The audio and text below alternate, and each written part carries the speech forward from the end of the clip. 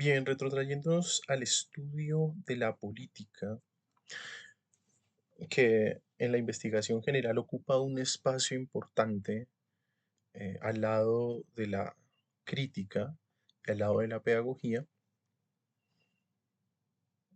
me encuentro como en un momento de fundamentación. En ese momento de fundamentación, la política tiene para mí, por lo pronto, diversos vectores que configuran su inteligibilidad, su comprensión, su racionalidad, etcétera. Eh, Algunos de esos vectores son ideológicos y otros son, digámoslo así, objetuales, en el sentido en que el objeto de conocimiento constitutivo de la política está en la realidad política como hecho histórico y como categoría central de su gramática. Em,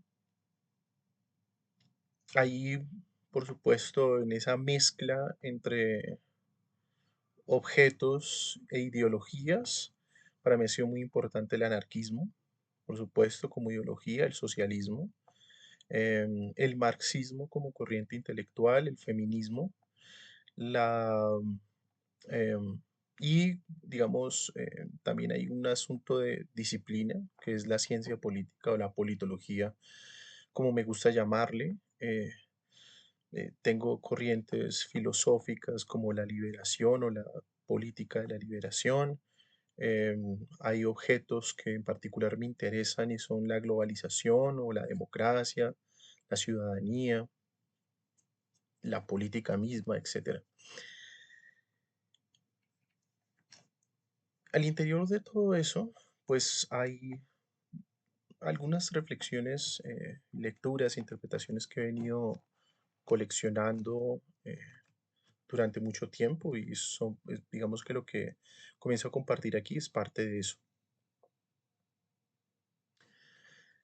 Hay un asunto en particular a propósito de la democracia que quisiera repasar hoy y que tiene que ver con eh, mm, la relación eh, conceptual, digámoslo, pero también histórica entre la política, la modernidad y la democracia, bajo el entendido de que la modernidad, o más bien, que la democracia tiene unas versiones históricas distintas y que en la modernidad la democracia ha adquirido un cierto significado y una cierta operatividad.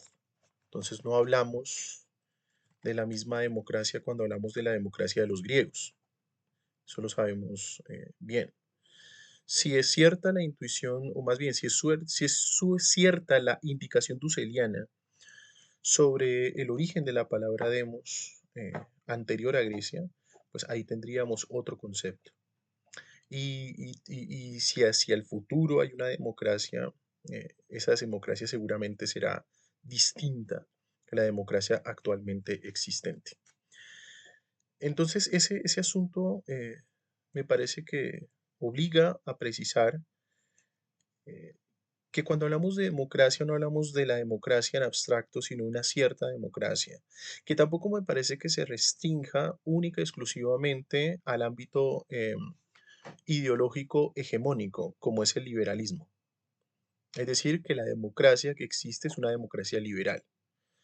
Yo diría que la democracia actualmente existente es la democracia moderna, pero que la democracia moderna de alguna manera está hegemonizada por un discurso liberal y por una racionalidad liberal.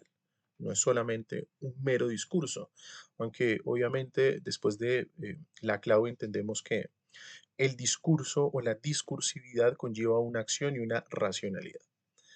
Pero bueno, en la clau repararemos en el futuro porque es un autor que a mí particularmente me interesa mucho, especialmente su trabajo con Chantal Mouffe alrededor de la democracia radical y el socialismo. Pero por lo pronto interesa, eh, me interesaría como poner una pauta inicial sobre la investigación matricial que en particular me interesa, pero sobre todo como recogiendo pasos de una formación y de unas preocupaciones que me han tenido, eh, que han rondado mi cabeza durante mucho tiempo y que creo de utilidad compartir. Em, la democracia es para mí el objeto de la razón política, el objeto de intervención actual. No, no diría yo el objeto esencial de la razón política. La razón política puede tener muchos objetos de su intervención, pero actualmente el objeto que la razón política interviene es la democracia, porque la democracia es el paradigma de la razón política en la modernidad o en el límite de la modernidad que algunos llaman posmodernidad, que es nuestra actualidad. Em, Incluso si aceptáramos la tesis de colonial de la transmodernidad, seguramente el elemento democrático sobrevivirá como elemento de la modernidad y de una historia anterior a la modernidad, sobrevivirá al fin de la modernidad. Es más, uno podría decir con cierta legitimidad, creo, que la democracia, bueno, no sé si legitimidad, validez, creo que el problema es aquí con el tema de la democracia o con cualquier objeto de la ciencia política es difícil precisar si de lo que hablamos es de legitimación o de validación, pero creo que uno puede, al menos como hipótesis plausible, plantearse una interpretación de la democracia como un elemento transmoderno que actualmente atraviesa la modernidad, que viene antes de la modernidad y que seguramente le sucederá. No conozco hasta el momento ninguna reivindicación de la democracia, ninguna teorización de la democracia que lo plantee como lo estoy planteando en este momento. Ahora, esa es una hipótesis de trabajo que estoy dispuesto a desarrollar, pero no es eh, mi estado actual, el estado actual de mi reflexión no podría dar cuenta de esa hipótesis. Entonces, lo que me interesa por lo pronto es al menos comprender em, el paradigma democrático de la modernidad o la configuración paradigmática de la democracia en la modernidad. Bien, lo primero es que la democracia obedece o es un objeto del pensamiento político, ¿verdad? Y como objeto del pensamiento político, la democracia ha de ser entendida también como un proyecto político de la modernidad. Tal vez no el proyecto político, aunque desde el punto de vista de su ampliación y de su consolidación yo diría que sí, aunque otros considerarían por supuesto que la modernidad ha dado también origen a formas políticas antidemocráticas, en particular dictatoriales, ¿no?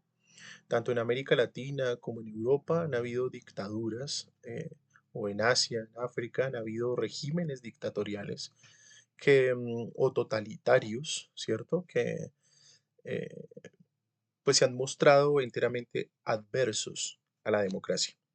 De tal manera que la democracia pues tiene su asunto, ¿no? La democracia no es la totalidad, la democracia no es la totalidad de lo político, pero es quizá la impronta paradigmática de lo político en la medida en que es el paradigma más ampliamente aceptado entre agentes o actores del statu quo, eh, del establecimiento del sistema, como por agentes antisistémicos. Eh,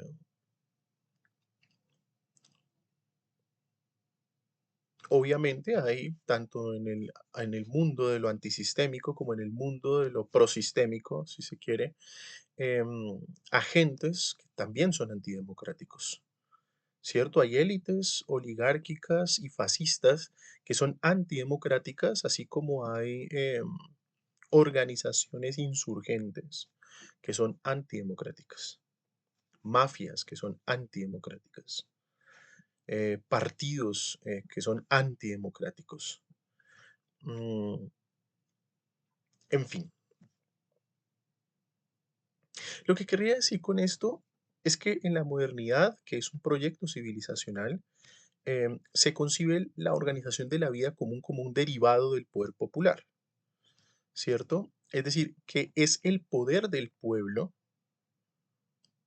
o sea, de la entidad política mayoritaria, el fundamento último sobre el cual se asienta la legitimidad del poder político y con él la organización política de la sociedad. No se puede desconocer que existe un litigio, un desacuerdo teórico en torno al significado del contenido conceptual de lo que llamamos pueblo, ¿sí? No se puede desconocer que existe una polisemia de ese concepto, que no hay un solo concepto que pueda agotar su significatividad y que por lo tanto puede ser considerado como una especie de significante flotante que cada vez se ve un poco más polarizado en el sentido de que hay claras disputas alrededor de él, em, pero que fundamentalmente es la derecha y el progresismo quien reivindica el protagonismo de esa figura o de esa entidad que llamamos pueblo, como parte de la democracia. En cambio, los estamentos oligárquicos, empresariales, conservadores de las sociedades actuales, fascistas, pues consideran que la democracia no es realmente el poder del pueblo, sino que es un régimen de representación política y es un régimen de élites que representan políticamente. Eh, Aquí nos referiremos a lo que el paradigma de la modernidad desde la izquierda, desde el progresismo, eh, entiende por el concepto de pueblo. Entonces, yo diría que es a partir de esta concepción moderna del poder político, según la cual ese poder emana del pueblo, eh,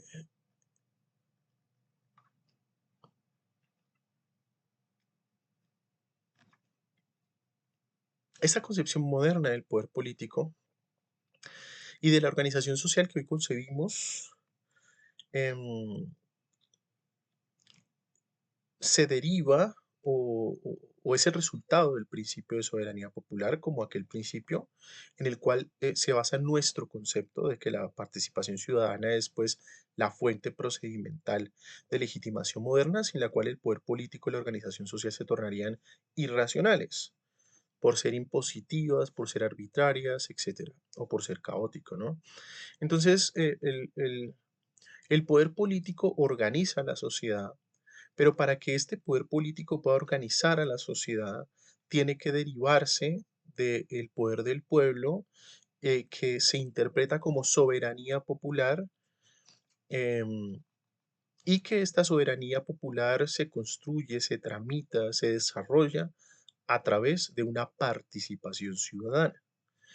Eh, este sería como el razonamiento que estaría en el punto de entrada de aquello que entendemos por democracia y democracia moderna, desde la izquierda, desde el progresismo.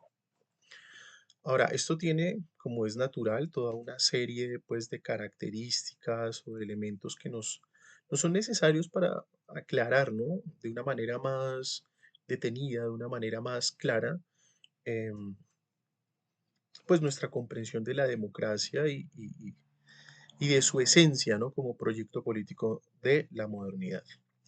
Ahora, hay un primer elemento que es muy importante, que creo muy importante resaltar, porque está en el fundamento de eso que acabo de decir, y es la relación entre, o más bien la constitución inmanente del orden político democrático en el horizonte de la modernidad como civilización o como proyecto civilizatorio.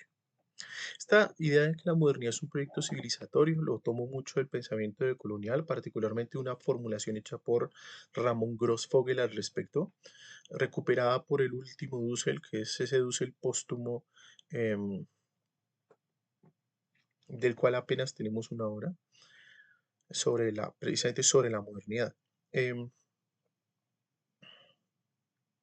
Sin embargo, estoy lejos de poder de haber logrado reinterpretar el paradigma político democrático desde una perspectiva decolonial, porque eso implica, digámoslo así, una reconstrucción del horizonte histórico de la democracia.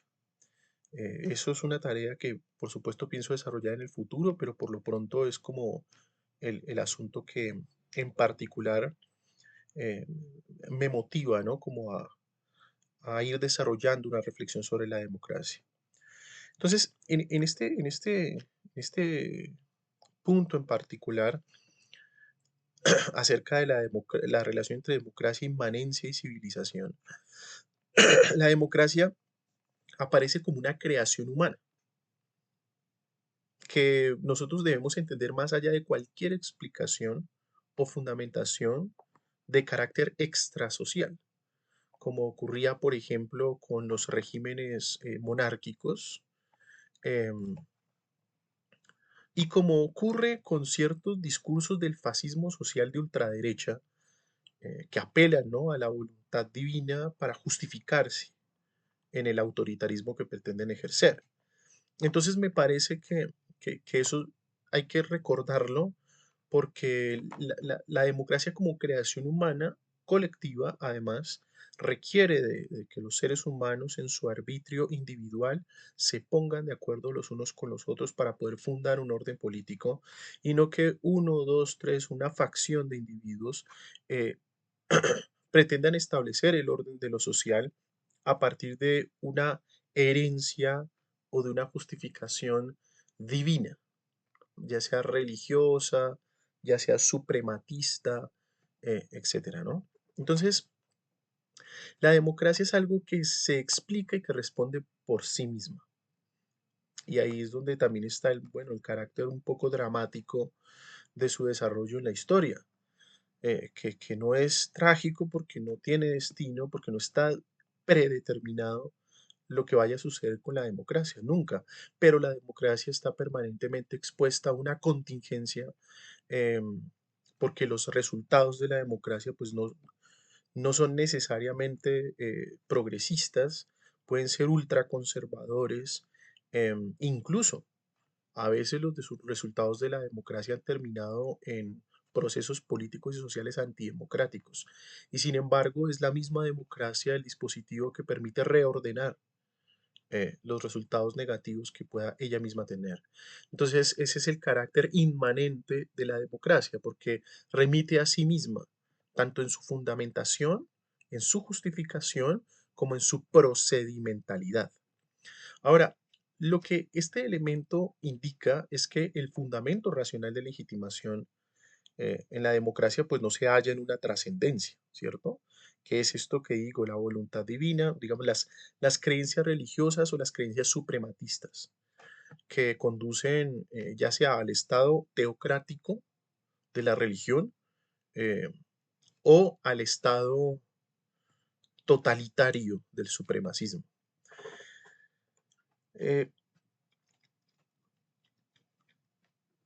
la democracia, digamos que encuentra su fundamento racional de legitimación es en la voluntad popular, que es la inmanencia de los conglomerados humanos que de algún modo se ponen de acuerdo para fundar un orden social que permita coexistir y desarrollarse.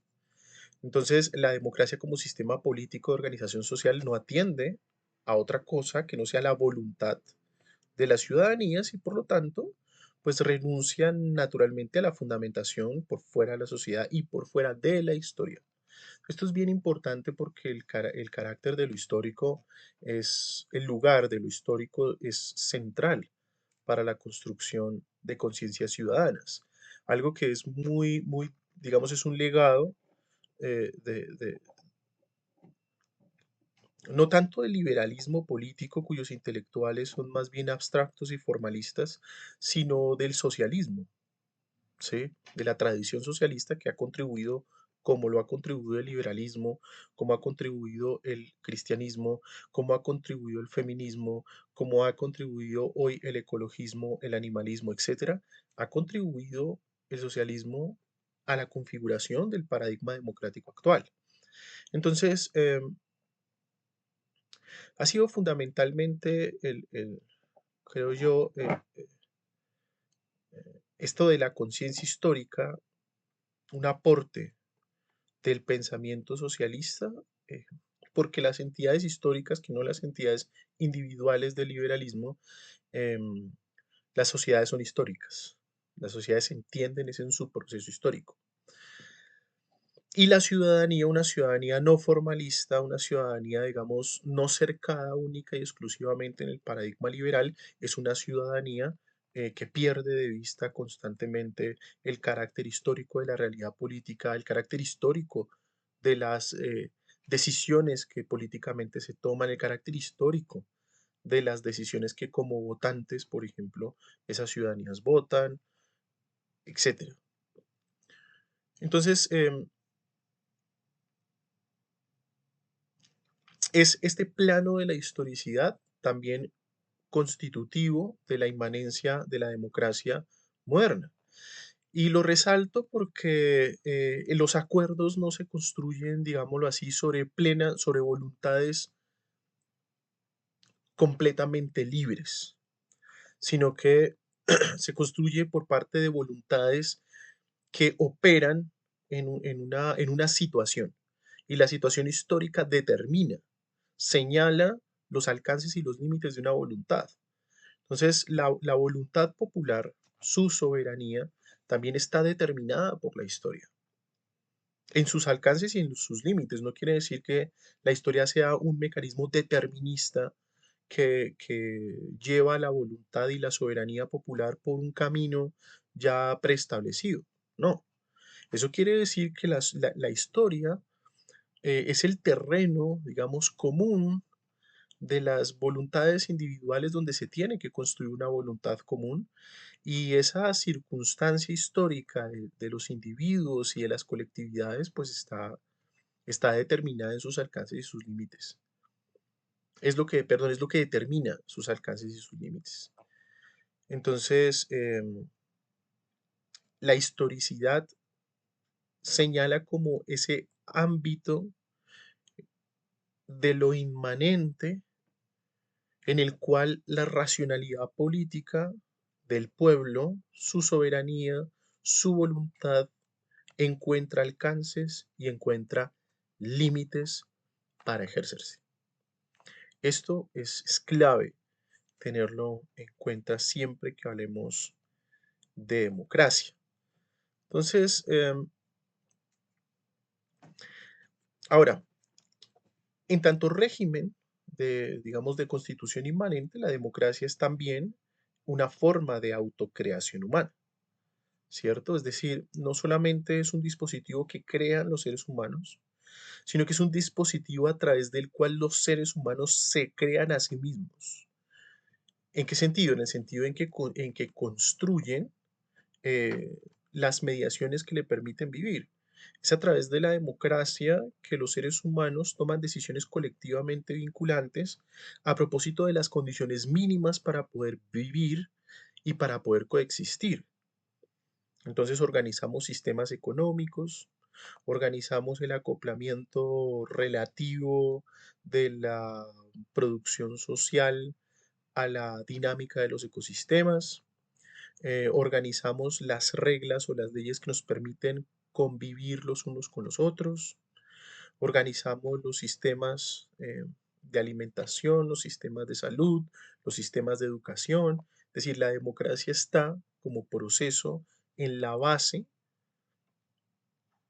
de las construcciones que política y socialmente hacemos, de todos los sistemas que nos permiten vivir eh, y coexistir. Esa, digamos, es también una cuestión, es un asunto de extremada importancia para poder entender lo que significa la democracia moderna. Em,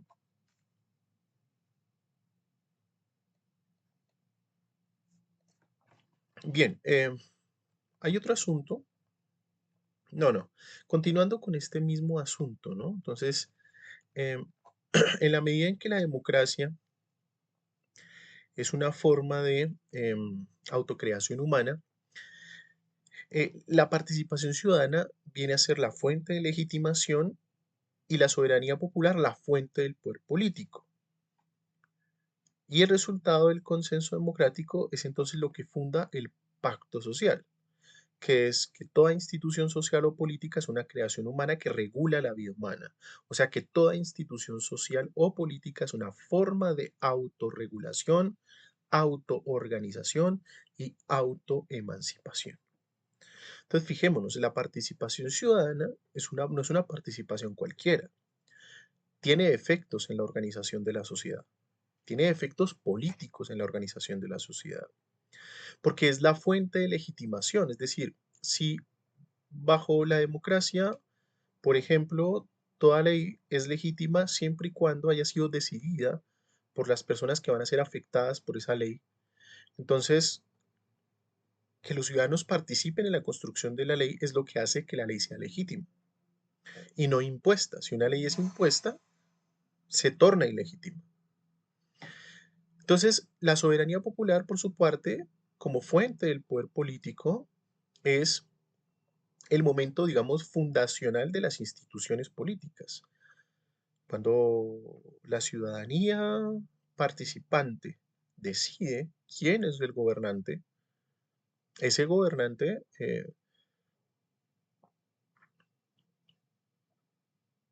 se reviste con una legitimidad, ¿cierto? Eh, y el consenso democrático, que es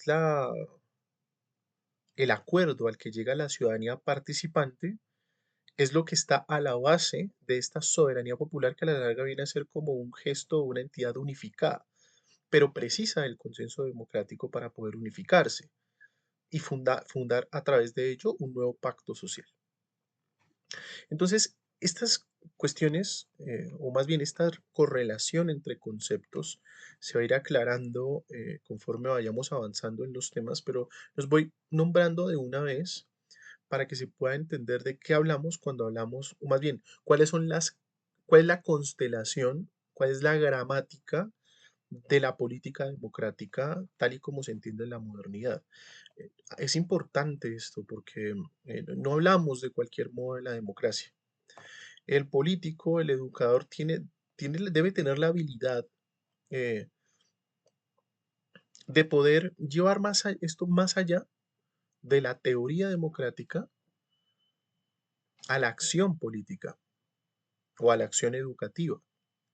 Pero incluso allí donde el saber teórico se mezcla con otros saberes, donde el discurso teórico se mezcla con otros discursos, con otros lenguajes, si la gramática política desaparece la racionalidad política, que no es la racionalidad de un sujeto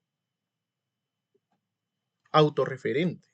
No es que yo monto un proceso colectivo comunitario en un rincón de Bogotá y entonces nuestra racionalidad política es esta, ¿no? Que allá donde estén está el Estado. Y si allí está el Estado, toda esta gramática está operando allí, necesariamente.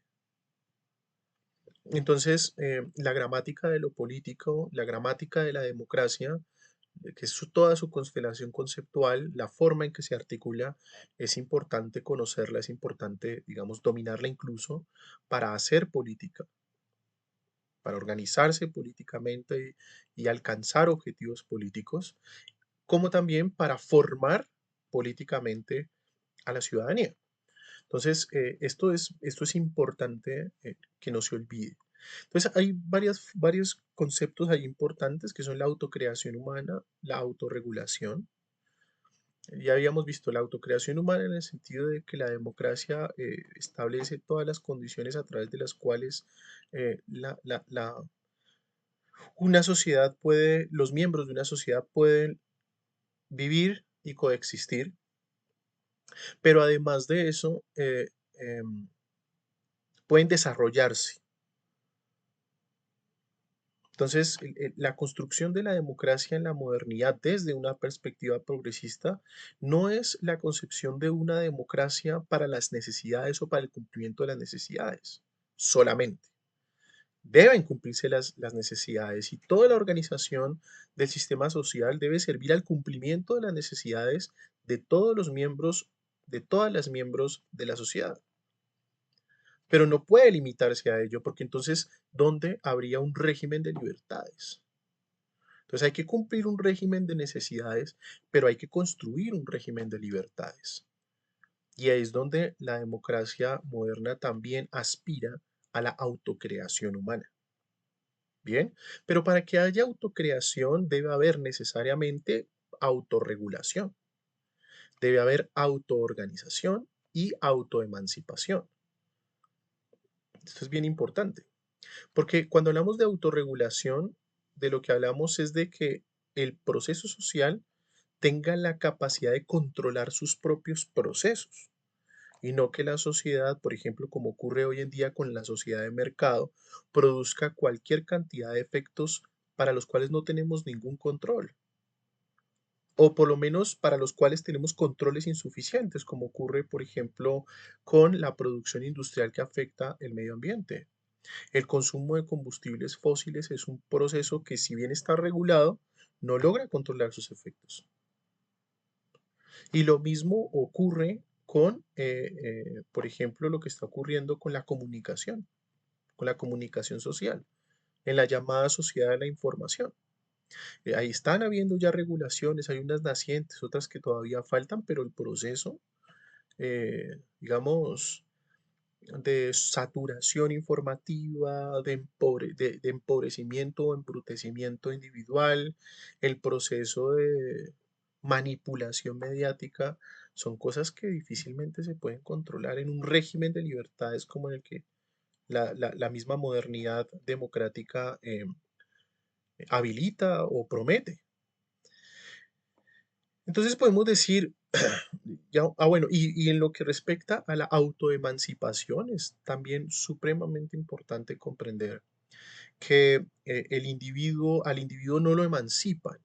Es decir, no hay alguien exterior al individuo que le dice, allá está su libertad, sino que el individuo o la persona, que me parece un concepto mucho más rico y más adecuado que el concepto de individuo, cada persona, eh, dadas unas condiciones propicias para eso, un régimen de necesidades cumplidas, un régimen de libertades garantizadas, cada persona puede elegir su camino.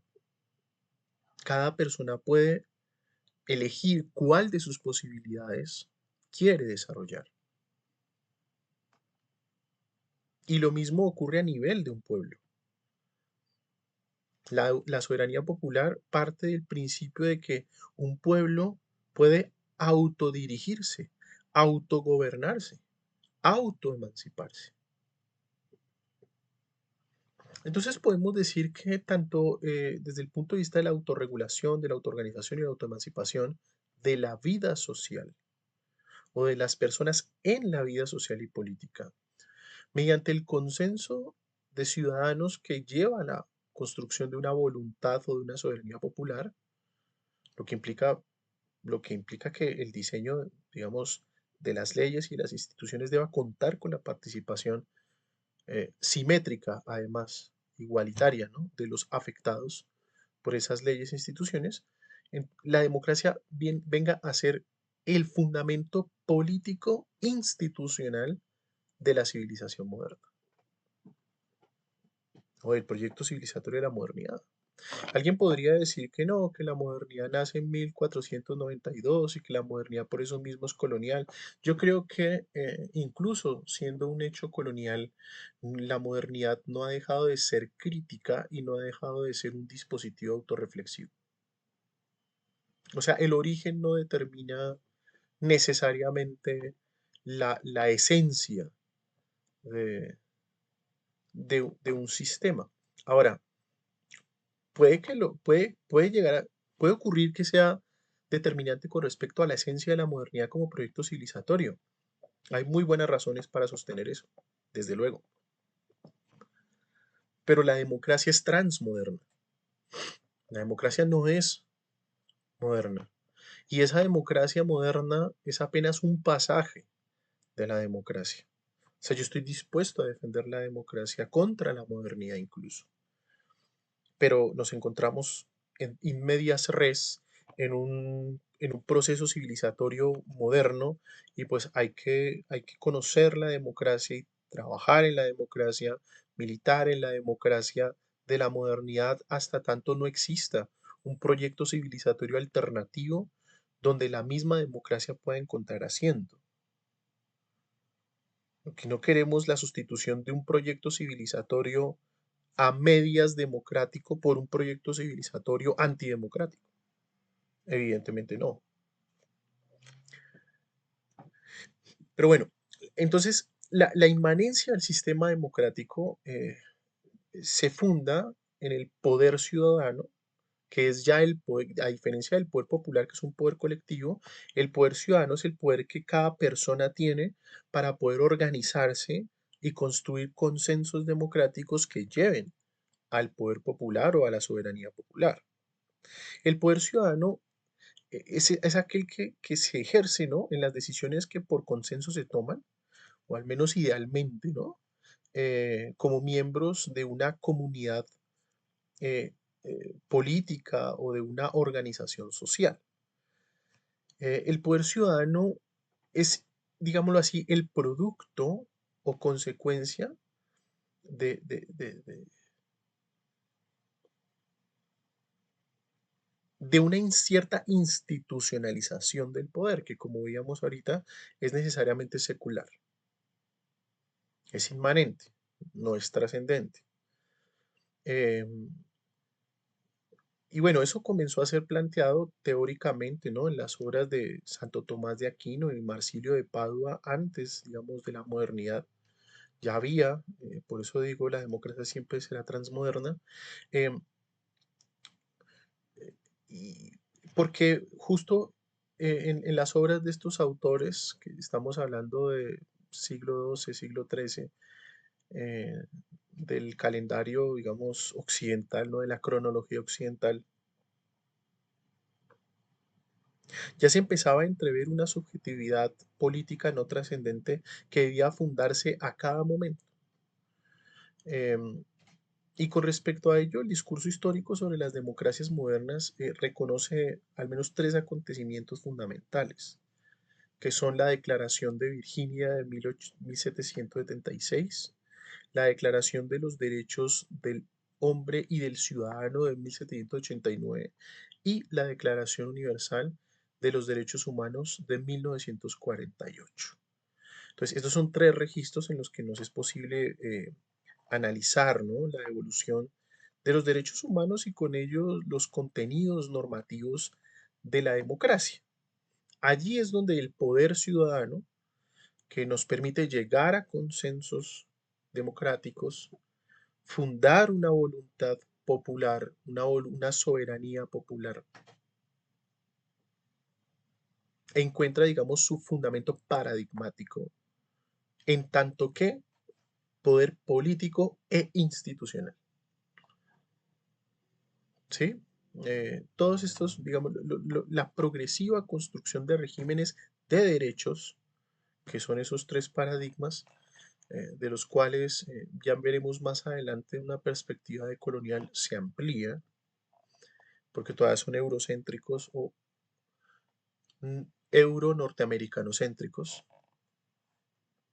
Estos paradigmas de los derechos actualmente existentes, los derechos ciudadanos actualmente existentes, eh, son referentes clave a la hora de entender de qué se trata el poder ciudadano en las democracias modernas.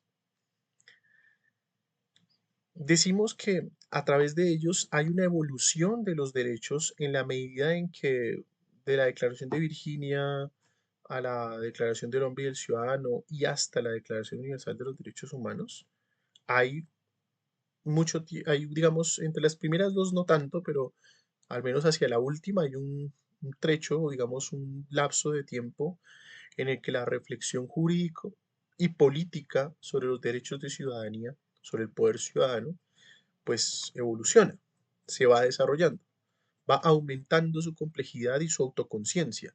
Y desde esa perspectiva, entonces los derechos no son como cosas estáticas que están planteadas de una vez y para siempre, sino que están allí para que puedan precisamente garantizar un régimen de necesidades cumplidas, garantizar un régimen de libertades, gara- eh, instalar un régimen de libertades garantizadas y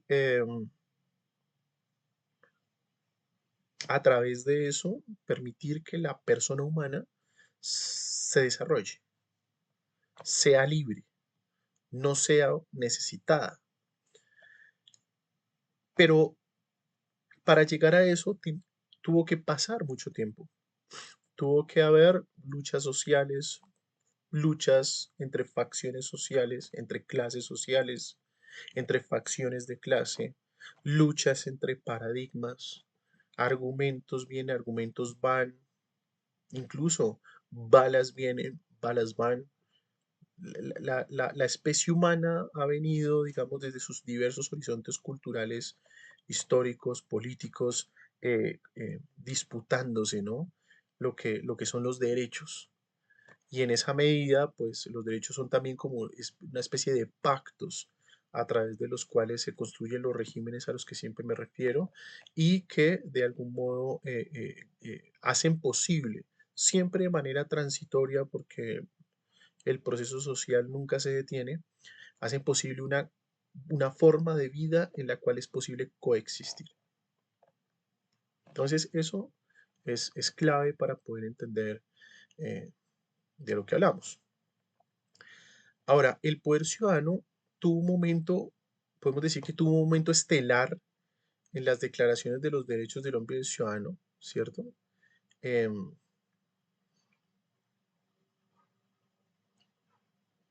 y en la Declaración Universal de los Derechos Humanos. Em, Esos momentos estelares tienen que ver con el final del antiguo régimen monárquico en Europa, con la Revolución Francesa y con el nuevo pacto universal eh, que los distintos estados del mundo asumen tras la Segunda Guerra Intercontinental Europea, que llamamos Segunda Guerra Mundial. Entonces son momentos estelares porque han sido, digamos, el resultado de conflictos de una magnitud enorme. Y por lo tanto eso es precisamente lo que les da la importancia paradigmática que hoy tienen. Habría que recabar a fondo cuáles son las implicaciones de eso y cuáles son las implicaciones que eso tiene para la comprensión del conflicto actual. Si necesitamos nuevos derechos, un nuevo régimen de libertades que nos permita satisfacer las necesidades que hoy tenemos y que nos permitan resolver los conflictos que hoy aquejan a la humanidad.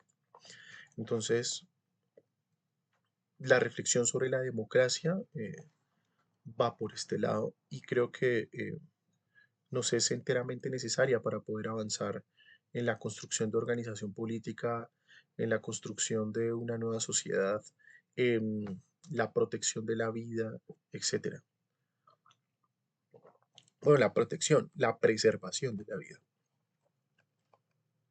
Bien, hay otro elemento que es, y vamos a centrarnos un poco más, ya no como en el tema tan grande que es este tema civilizatorio al cual volveremos después, especialmente cuando estudiemos lo que nos dice la filosofía de la liberación como corriente del pensamiento latinoamericano a propósito del lugar de América Latina en la historia universal. Por una parte, digamos, en la obra de Leopoldo Sea y por otra parte en la obra de Enrique Dussel. Pero por lo pronto no vamos tan lejos. Ahora quisiera centrarme en el protagonismo de la ciudadanía, que es, digamos, otro aspecto de la democracia que hay que tomar en consideración. ¿Y por qué hay que tomarlo en consideración? Hay que tomarlo hay que tomarlo en consideración porque la forma ciudadanía es una de las diversas formas que adquiere la subjetividad política en general. Entonces, la forma ciudadanía es una forma del sujeto político. La forma pueblo es una forma del sujeto político, como lo es también la forma Estado, la forma nación,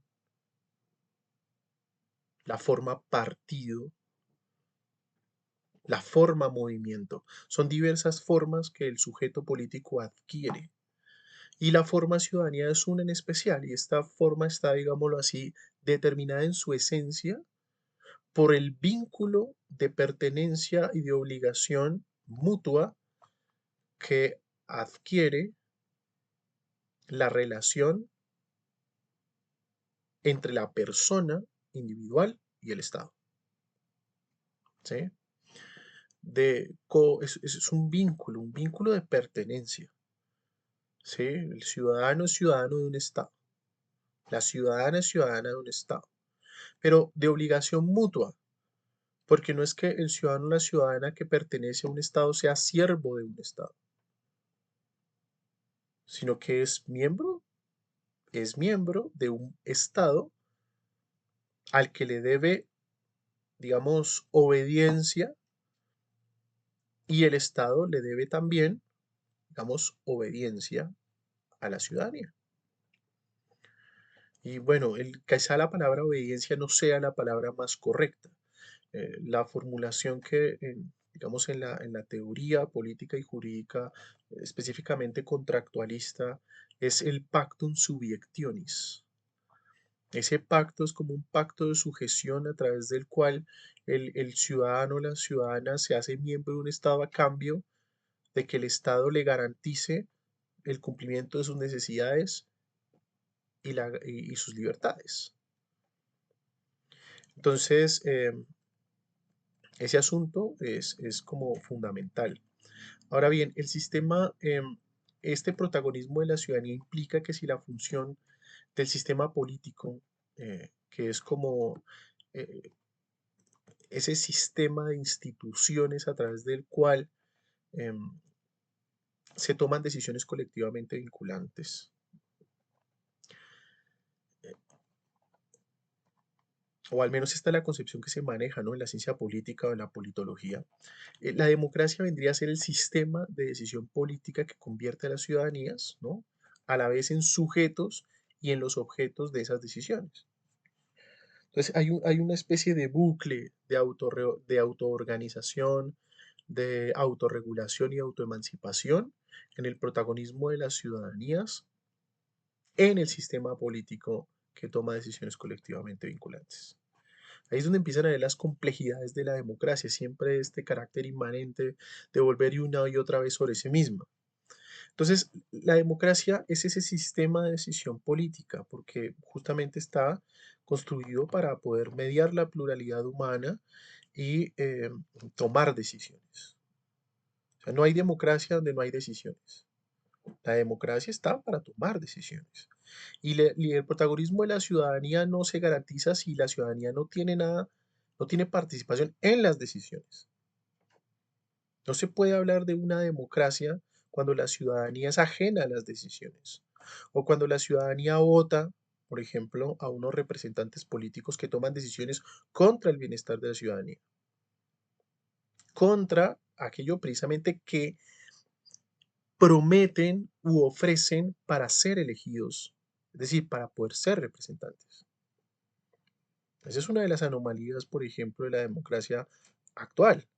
Es que la modernidad frecuentemente se queda a medias con respecto a las promesas que nos hace o a las promesas que hace como proyecto civilizatorio, en cabeza de sus adalides, en la voz de sus ideólogos.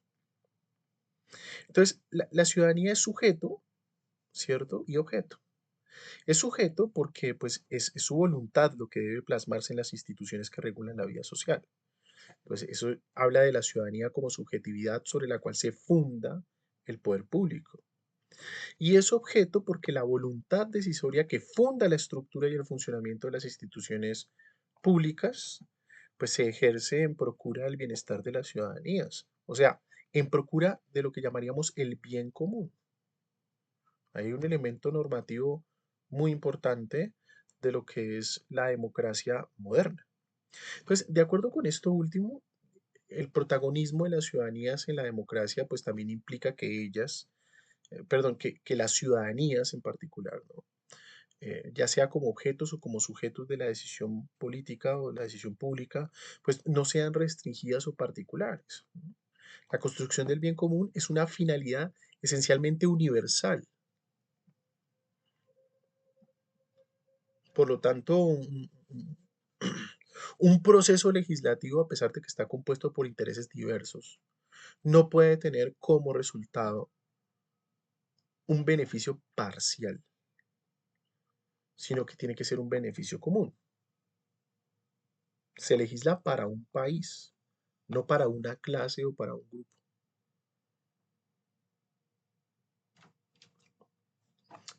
Se gobierna para un país, no se gobierna para una clase o para un grupo.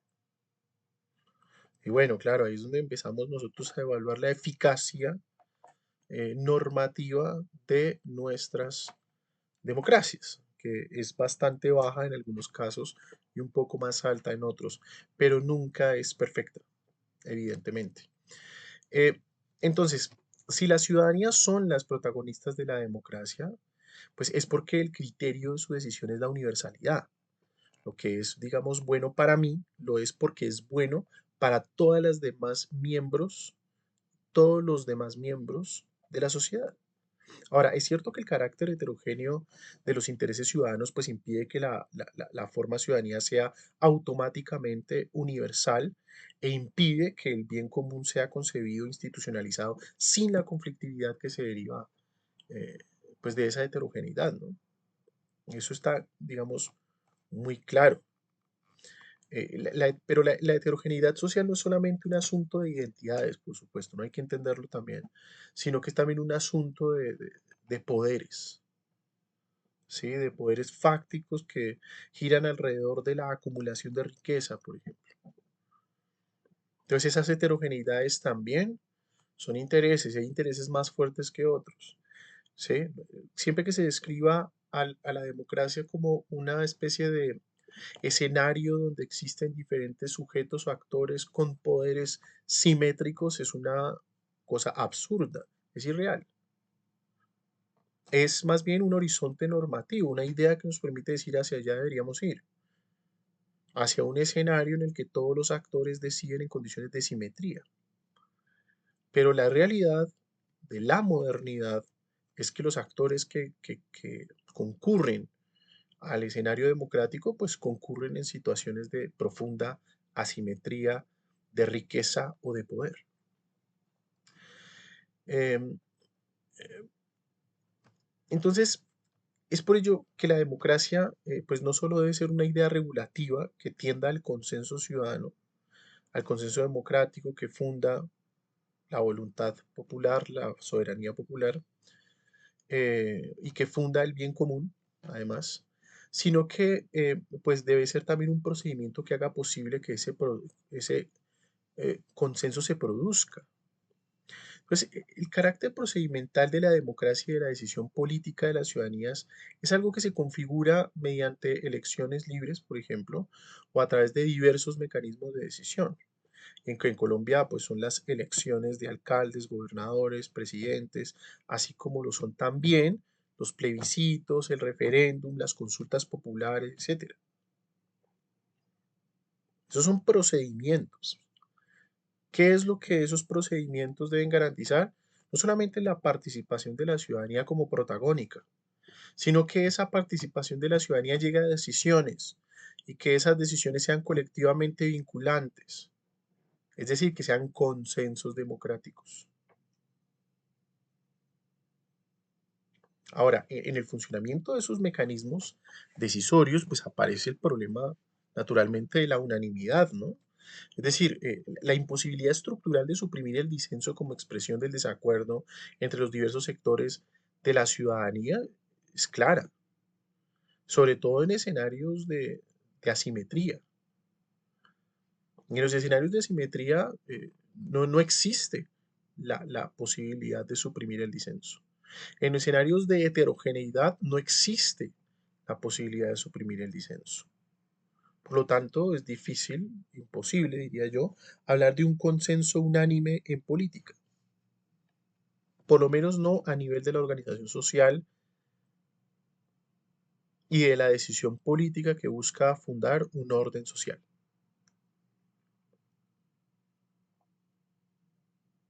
Em, este problema del consenso unánime, pues es, como digo, de ordinario, algo imposible de solucionar, y la existencia irreductible del consenso, entonces, viene a ser lo que hace necesario que para llegar a una decisión sobre el quehacer de las instituciones públicas de cara a la materialización concreta del bien común, pues deba recurrirse a la regla de oro de las mayorías, ¿no? Esto quiere decir que en la libre elección que las ciudadanías ejercen como derecho es la voluntad de la decisión mayoritaria, que es el mayor número, y esta es la que ha de imponerse al final. Es por esto, digamos, por la imposición de la decisión mayoritaria que en una democracia resulta indispensable también, además, que las opciones que han de ser objeto de la decisión ciudadana no solamente sean factibles, sino que además deben ser inteligibles. ¿Y por qué? Pues porque no se puede imponer una voluntad confusa, una voluntad que no sabe bien hacia dónde quiere ir, y todavía menos una voluntad irrealizable. Y recordemos, no olvidemos que la voluntad es sobre el bien común, no sobre el bien de una clase, no es sobre el bien de un grupo. Claro, a mí me dirán es que hay gente que hay facciones de la sociedad que hacen pasar su bien particular como si fuera un bien común. Perfecto, es parte, digamos, de las fragilidades de la democracia o es un elemento constitutivo de su propio juego. El asunto es que la voluntad democrática tiene que poder prevalecer en el intento decidido e incansable por encontrar el bien común y no por cerrarse a un bien particular, incluso desenmascarando los bienes particulares que se hacen pasar por bienes comunes, ¿no? Se requiere entonces también que a los sectores de la ciudadanía que han quedado por fuera del consenso mayoritario les sea reconocido el derecho a persistir en sus propios fines, o sea, a elaborar propuestas, a ejercer la oposición y sobre todo que se les garantice que el consenso mayoritario no será utilizado para impedir que las minorías se conviertan eventualmente en mayorías. Entonces, el juego de la democracia es un juego que debe quedar abierto. La regla de oro de la mayoría no puede ser una regla que clausure la procesualidad democrática eh, de lo político, de la política, sino que al contrario, debe permanecer abierto, debe garantizar que permanezca abierto. Por eso no se puede, por vías de la democracia, llegar a una decisión antidemocrática, como decir se suspenden las elecciones, se restringe a determinado partido, se lo ilegaliza.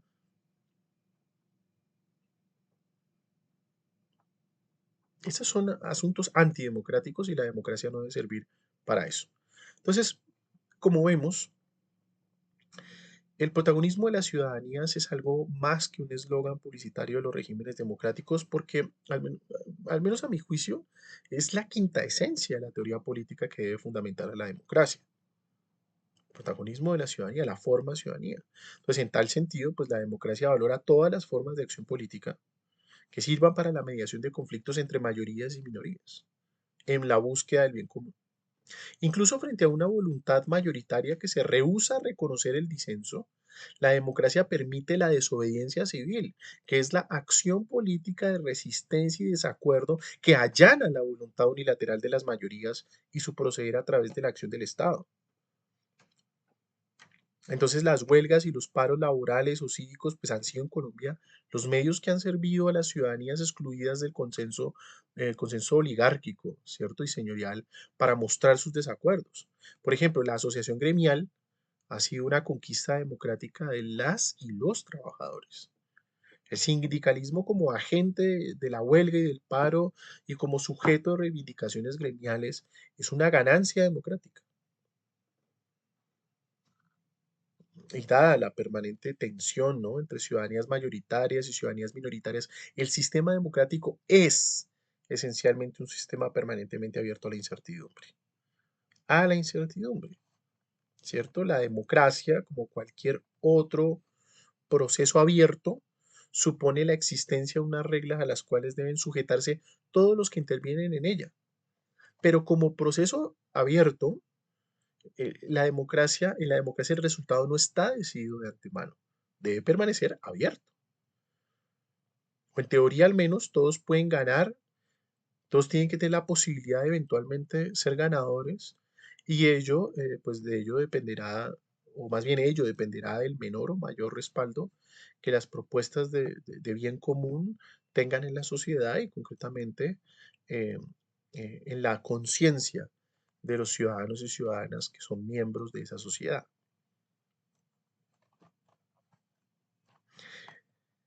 El tercer elemento que, que entra, digamos, en juego cuando hablamos de la democracia es, por supuesto, el Estado. Entonces, por una parte tenemos que, me costó un poco poder precisarlo, me pareció difícil, como este tema de la inmanencia civilizatoria de la democracia. En la modernidad, complejo, pero llegamos más o menos a la conciencia de que existen unos derechos ciudadanos. Después, el tema del protagonismo de las ciudadanías en la democracia moderna, pues yo creo que ahí ya vamos aclarando un poco más de qué estamos hablando cuando hablamos de la democracia moderna. Y ahora viene el problema del Estado, que es un elemento que entra en juego.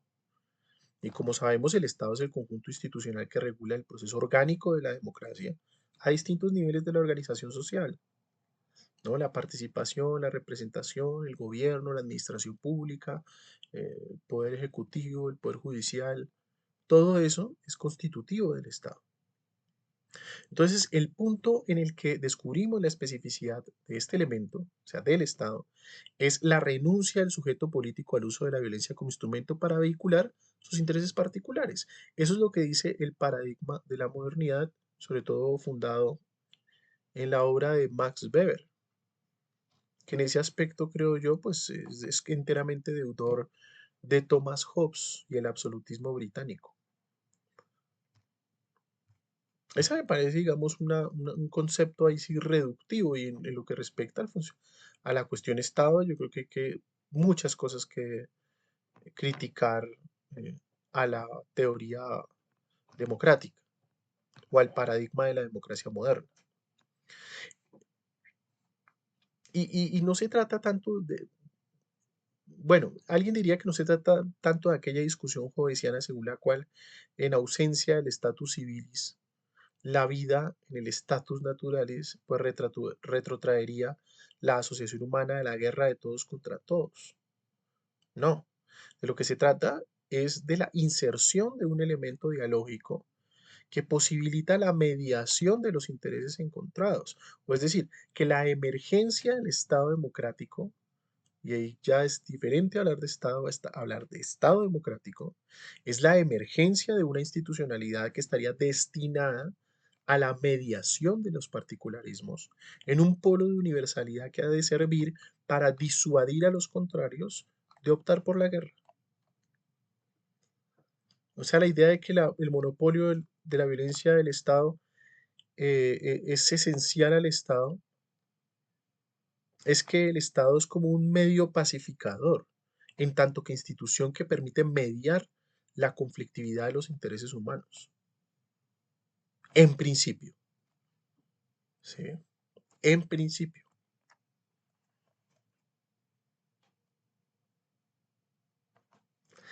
El Estado es, en este sentido y solo en este sentido, la universalidad concreta.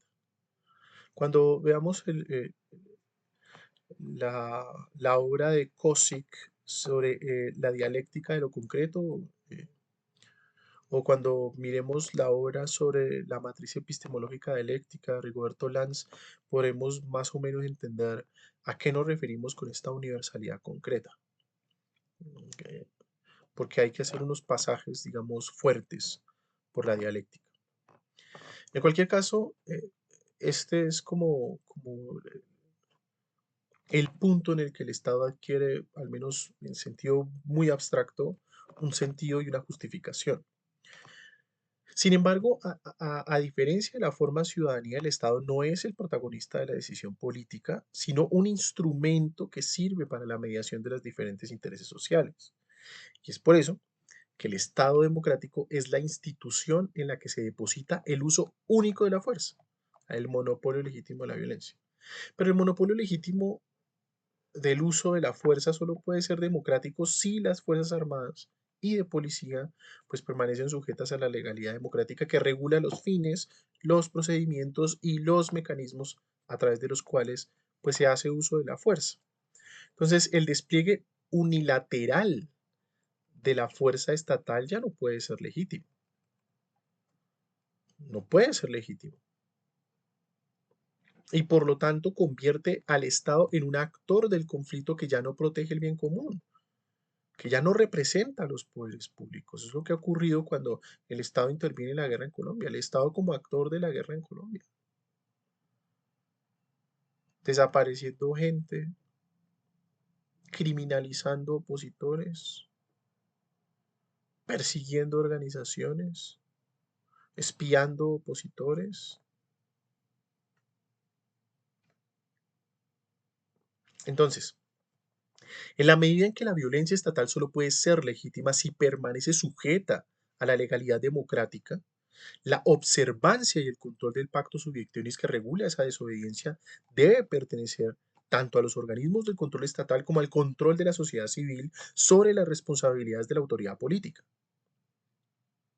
Mientras el Estado controla la fuerza pública, pues la ciudadanía debe controlar al Estado.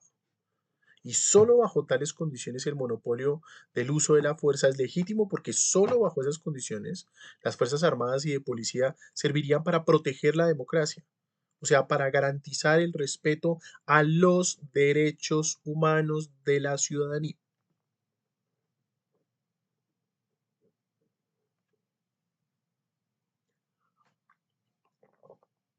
Y el último aspecto, ¿no?, del Estado democrático, pues tiene que ver con su neutralidad respecto a los intereses sociales. El Estado debe garantizar un régimen de cumplimiento de las necesidades que no está, digamos, como tan, salvo cuando aparece el Estado social, no aparece en el inicio de la configuración del Estado, que es más bien burgués, donde el régimen de necesidades ya está garantizado para la clase burguesa. Y lo que necesita la clase burguesa es un régimen de libertades garantizadas. Pero cuando surge el Estado social, que es una demanda de las clases trabajadoras, no de la clase ociosa, que es la clase burguesa, entonces hablamos de un sistema de necesidades satisfechas. Y contra esos intereses, contra los intereses de cualquiera de estas dos clases, el Estado no puede, según el paradigma democrático de la modernidad, no puede parcializarse.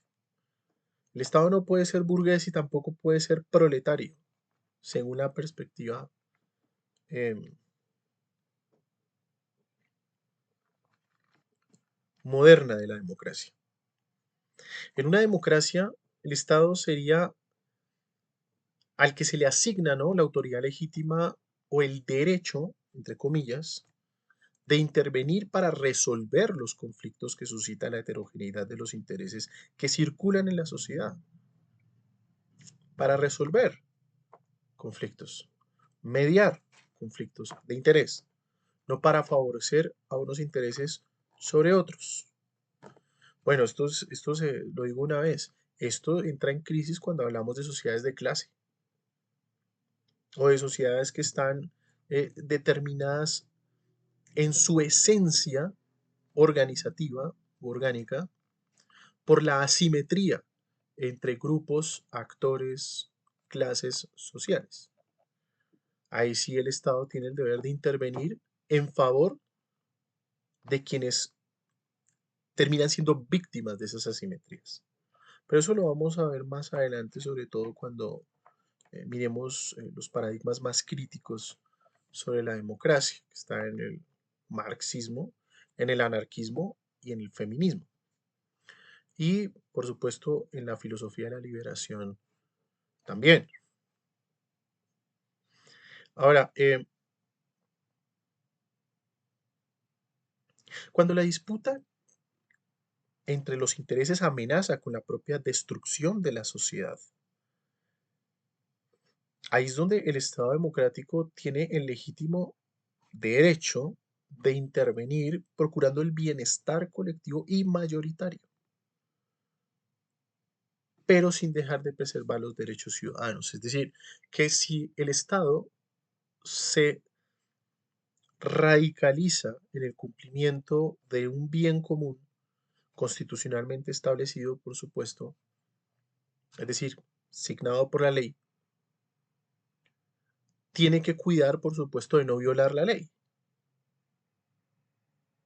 Pero la ratio de su intervención es la preservación del bienestar colectivo, del bien común.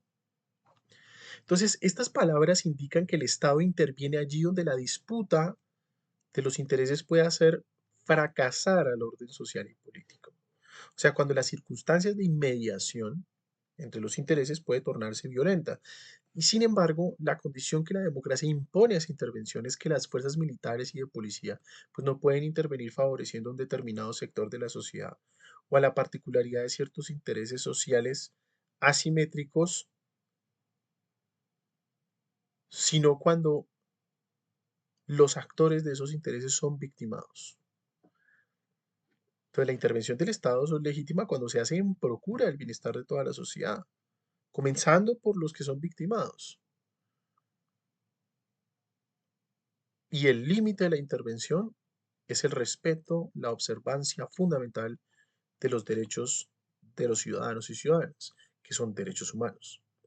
Esto también lo miraremos con más detalle cuando nos internemos un poco en el estudio de los derechos humanos y en particular de las obras de Boaventura de Sousa Santos y Joaquín Herrera Flores.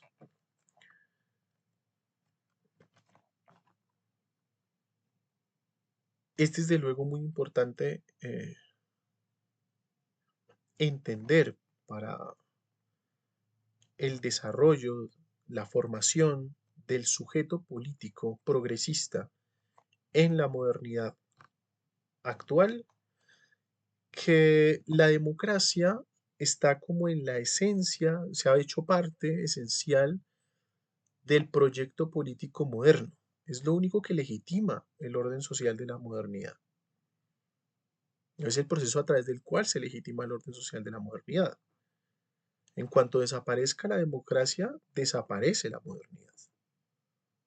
Así la modernidad no haya nacido siendo democrática. La modernidad encontró su consistencia relativa porque las sociedades modernas se volvieron democráticas. Si no, hace rato habrían desaparecido todas las instituciones de la modernidad. ¿Qué sería de la modernidad sin derechos humanos?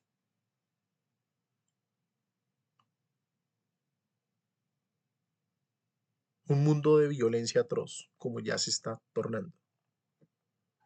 De violencia sin vergüenza y sin justificación. ¿Qué sería de la modernidad sin los dispositivos democráticos? Puras autocracias oligárquicas. ¿Qué sería la modernidad sin un Estado que regule intereses sociales asimétricos?